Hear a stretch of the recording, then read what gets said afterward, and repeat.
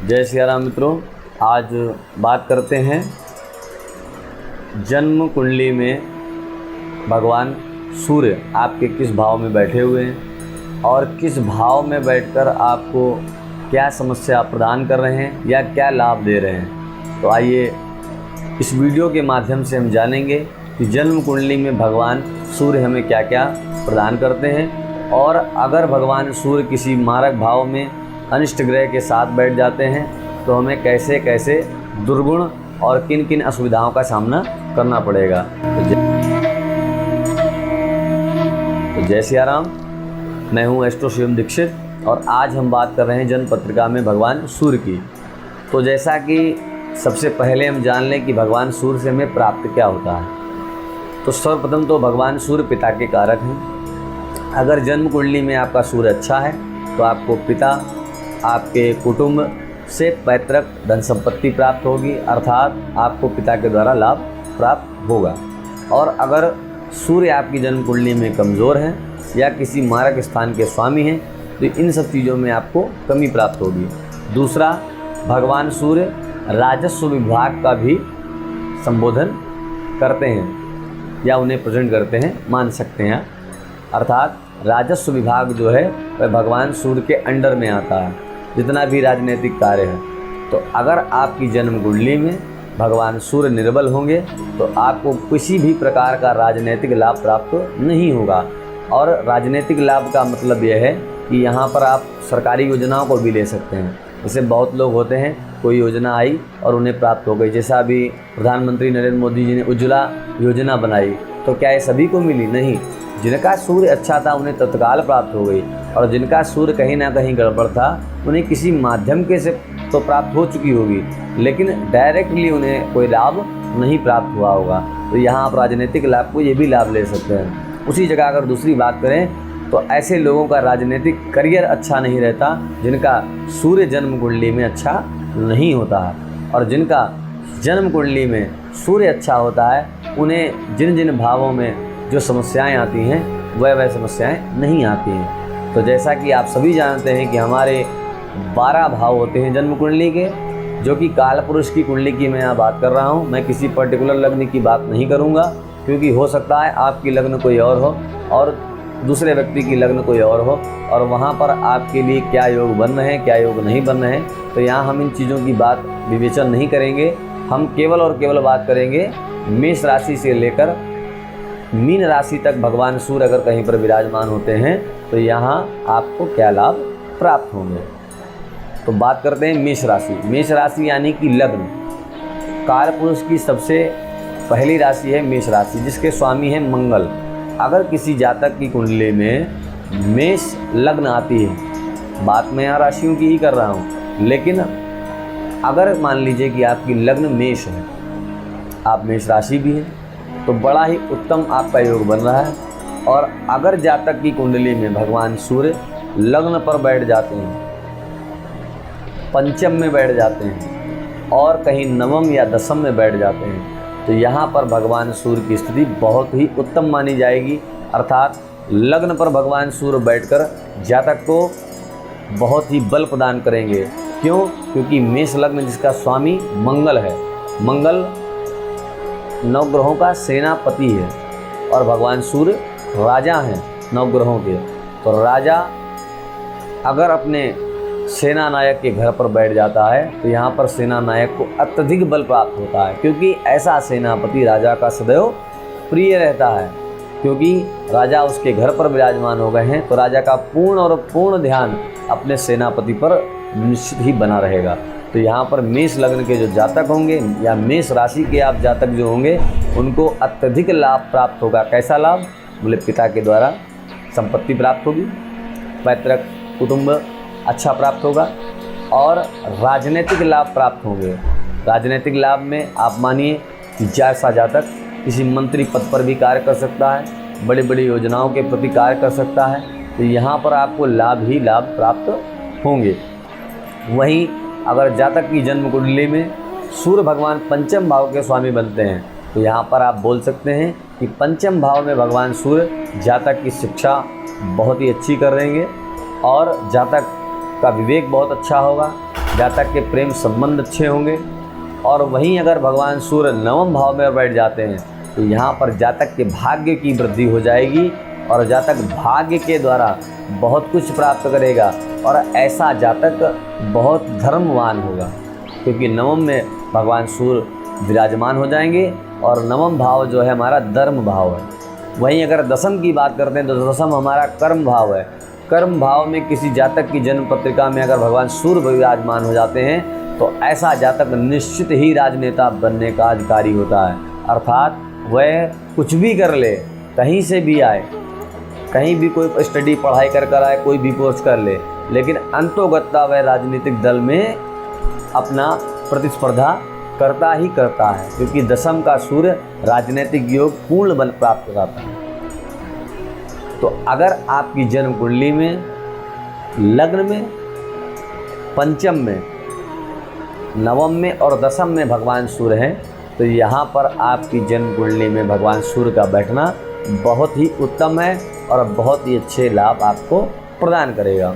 अब बात करते हैं कि भगवान सूर्य के परिणाम कहाँ पर बदल जाते हैं। तो जैसा कि हमारे प्रबल मारक भाव हैं द्वितीय और सप्तम, अगर भगवान सूर्य द्वितीय भाव में अकेले बैठते हैं तो कोई अनिष्ट बड़ा नहीं करेंगे, लेकिन अगर वहीं शनि, राहु और केतु के साथ बैठ जाते हैं तो जैसे सूर्य और राहु के साथ बैठना अर्थात ग्रहण योग बन जाना, सूर्य और केतु के साथ बैठ जाना तो अर्थात ग्रहण योग बन जाना, वहीं सूर्य और शनि का एक साथ बैठ जाना तो भगवान सूर्य शनि के पिता हैं और शनि भगवान सूर्य के पुत्र हैं।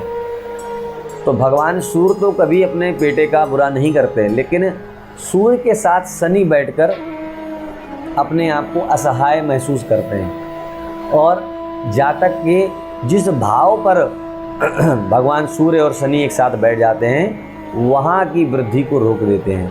कौन रोकता है?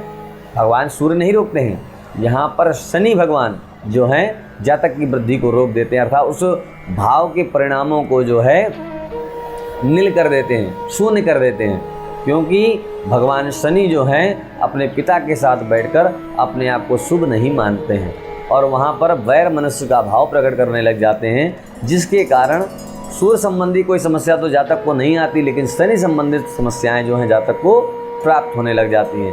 तो ये कॉम्बिनेशन अच्छा नहीं है। वहीं भगवान सूर्य अगर चंद्रमा के साथ बैठते हैं तो बड़े उत्तम माने जाते हैं। वहीं भगवान सूर्य अगर बुध के साथ बैठते हैं तो बुध अधिक योग बनाते हैं, ये भी आपका अच्छा कॉम्बिनेशन है। वहीं भगवान सूर्य अगर शुक्र के साथ बैठते हैं तो भी अच्छा है। वहीं भगवान सूर्य अगर बृहस्पति के साथ बैठते हैं तो भी अच्छा है, ज्ञान की वृद्धि करेंगे। अर्थात जिस ग्रह के साथ भगवान सूर्य बैठ जाएंगे उस ग्रह की वृद्धि करेंगे। तो अगर राहु केतु शनि के साथ बैठ जाएंगे तो दुख, पीड़ा, खर्च, बीमारी इन सब की वृद्धि करेंगे, क्योंकि कहीं ना कहीं ये सब पापी ग्रह हैं। और भगवान सूर्य की राशि में अगर कोई ग्रह बैठ जाता है तो वह उत्तम फल प्रदान करने लग जाता है। उसी प्रकार जब भगवान सूर्य पापी ग्रहों को अपना तेज प्रदान कर देते हैं, क्योंकि भगवान सूर्य के निकटतम अत्यधिक आ जाने से ग्रह इसीलिए अस्त भी हो जाते हैं, और अगर उनमें परस्पर दूरी बनी हुई है तो उनके बल से उनमें बल की वृद्धि भी हो जाती है, उन्हें बल प्राप्त हो जाता है। तो उसी प्रकार अगर कोई अनिष्टकारी ग्रह भगवान सूर्य के साथ विराजमान हो जाता है तो वह और भी प्रबल समस्याएं प्रदान करने लग जाता है। तो अगर आपकी जन्म कुंडली में भी भगवान सूर्य के साथ कोई विराजमान है तो यहाँ पर आप अपने ग्रहों के उपाय के साथ भगवान सूर्य का भी उपाय करें, जिससे आपको उत्तम लाभ प्राप्त होंगे। अब बात करते हैं कि अगर भगवान सूर्य अकेले द्वितीय और सप्तम में बैठे हैं तो अगर द्वितीय भाव में भगवान सूर्य अकेले बैठे हैं तो यहाँ पर आपको कोई समस्या नहीं करेंगे, क्योंकि जब तक द्वितीय और सप्तम दोनों का ही कॉम्बिनेशन ना बने तब तक प्रबल मार्केश नहीं बनता। तो यहाँ पर आप निश्चिंत हो जाएं। हाँ, आप ये कह सकते हैं कि द्वितीय सप्तम मारक भाव है तो यहाँ पर आपको जैसे मान लीजिए कि अब किसी की मेष लग्न है तो यहाँ पर वृक और तुला का कॉम्बिनेशन बन गया, अर्थात शुक्र जहाँ कहीं भी बैठे होंगे जन्म कुंडली में तो आपकी हानि करेंगे ही करेंगे, क्योंकि ये द्वितीय सप्तम का कॉम्बिनेशन बन गया। लेकिन भगवान सूर्य सिंगल राशि के स्वामी हैं, अर्थात जहाँ इनकी राशि होगी वहाँ की ये हानि करेंगे द्वितीय भाव में बैठकर। मान लीजिए किसी की मिथुन लग्न है, मिथुन लग्न के लिए पराक्रम भाव के स्वामी बन गए कौन? सूर्य भगवान, क्योंकि सिंह राशि तृतीय भाव में आएगी। और अगर पराक्रम के स्वामी होकर भगवान सूर्य द्वितीय सप्तम में बैठ जाते हैं तो छोटे भाई बहनों की हानि करेंगे, पराक्रम की हानि करेंगे। या हो सकता है कि अगर लग्न मजबूत है, कुछ भगवान गुरु मजबूत हैं, शुक्र मजबूत हैं, अगर कुंडली में मंगल मजबूत है तो हो सकता है भाई बहनों की वृद्धि हो, अपितु उनसे वैर मनुष्य का भाव बना रहे, आपस में बनती ना हो, ऐसे भी भाव बन जाएंगे और पराक्रम की हानि तो करेंगे ही करेंगे। तो इसी भाव से आप समझ जाइए कि जो ग्रह मारक भाव का स्वामी होकर जहाँ कहीं बैठता है वह वहाँ से उस भाव की हानि करना प्रारंभ कर देता है। अर्थात अगर वह द्वितीय का मारक है और अगर भाग्य में बैठ जाता है तो भाग्य की हानि करेगा, द्वितीय की हानि कम करेगा, क्योंकि जहाँ पर बैठा है वहाँ की हानि अत्यधिक करेगा।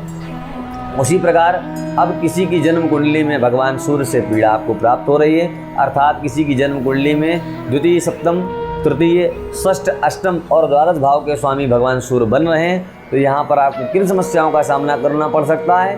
तो ऐसे जातक को पैतृक धन संपत्ति से कोई लाभ नहीं होगा, पिता के द्वारा कोई लाभ नहीं प्राप्त होगा और राजनीतिक लाभ तो बिल्कुल ही नहीं होंगे।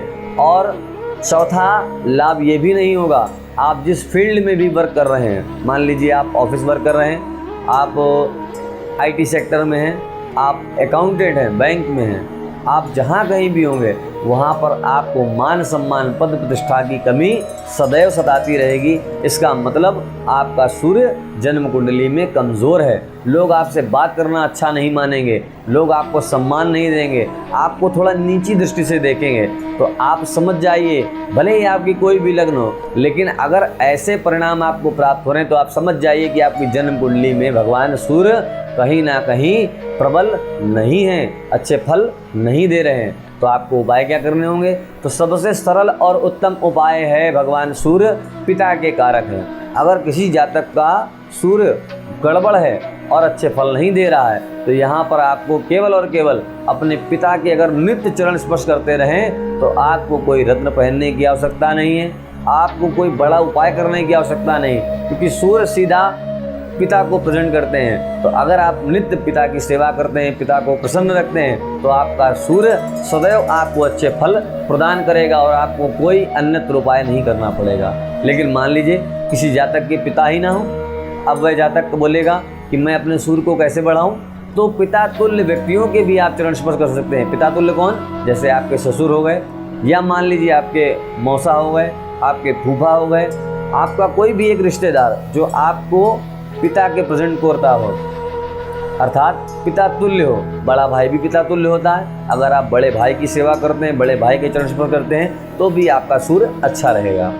अब वही बात करते हैं कि इन सुविधाओं से आप वंचित हैं, मान लीजिए आप विदेश में रहते हैं और अकेले हैं, आपको कोई प्राप्त नहीं हो रहा, तो आप क्या करेंगे? तो आप कर सकते हैं कि आपको प्रातःकाल सूर्योदय में उठना है, स्नान करने के पश्चात एक तांबे का लोटा लेना है, तांबे के लोटे में जल लेना है, जल में रोली और अक्षत डालकर भगवान सूर्य को अर्घ्य देना है। अब अर्घ्य देने का सबसे उत्तम समय क्या है? प्रातःकाल 5 बजे से लेकर आपको 7 बजे के अंदर अंदर जो है भगवान सूर्य को अर्घ्य दे देना चाहिए, क्योंकि उगते हुए सूर्य को अर्घ्य देने से भगवान सूर्य की ऊर्जा अत्यधिक प्रबल नहीं होती है, अर्थात भगवान अपने पूर्ण विराट स्वरूप में नहीं आते हैं, जिसके कारण उनकी तपन इस गुरुत्वाकर्षण में ज़्यादा नहीं होती है। लेकिन जब भगवान सूर्य पूर्णतया उग जाते हैं उस समय जल देने का मतलब है कि अग्नि में जल को छोड़ना, अर्थात वह जल देने से भगवान सूर्य को तो पीड़ा होगी ही होगी और उस जल को देने से आपको भी पीड़ा प्राप्त होने लग जाएगी। अब क्या भगवान सूर्य आपको पीड़ा देंगे? नहीं, ये प्रकृति आपको पीड़ा देगी। क्यों? क्योंकि भगवान सूर्य इस प्रकृति का निर्वहन करते हैं। अगर आप आग में जल डाल देंगे तो अग्नि और भयंकर हो जाएगी, अर्थात और ज्वाला मारने लग जाएगी। तो उसी प्रकार भगवान सूर्य भी अग्नि को प्रेजेंट करते हैं, तो उनका औरा जो है वो अगर आप वहाँ पर जल 7 बजे के बाद भगवान सूर्य को प्रदान करते हैं तो भगवान सूर्य की तपन और बढ़ने लग जाएगी और भगवान सूर्य भी अग्नि के प्रकाश की तरह फैलने लग जाएंगे, जिससे प्रकृति का विनाश होने लग जाता है। तो इसलिए सूर्य को अर्घ देते समय बहुत ही ध्यान रखें कि जब भी आप भगवान सूर्य को अर्घ देते हैं तो 5 बजे से लेकर 7 बजे तक ही अर्घ प्रदान कर दें। सर्दियों में आप थोड़ा लेट भी कर सकते हैं, क्योंकि सर्दियों में भगवान सूर्य थोड़ा लेट भी आते हैं और मौसम ठंडा रहता है तो वहाँ पर अगर आप 7 से 8 के बीच में ही अगर दे देते हैं तो कोई समस्या नहीं। लेकिन गर्मी में प्रयास करें कि आप 5 बजे से लेकर 7 बजे के बीच में भगवान सूर्य को अर्घ्य प्रदान कर दें। और अगर आप नित्य भगवान सूर्य को अर्घ्य दे रहे हैं तो यहाँ भी आपको भगवान सूर्य से अच्छे ही परिणाम प्राप्त होंगे। अब बात करते हैं तीसरे उपाय की। तीसरा उपाय क्या है?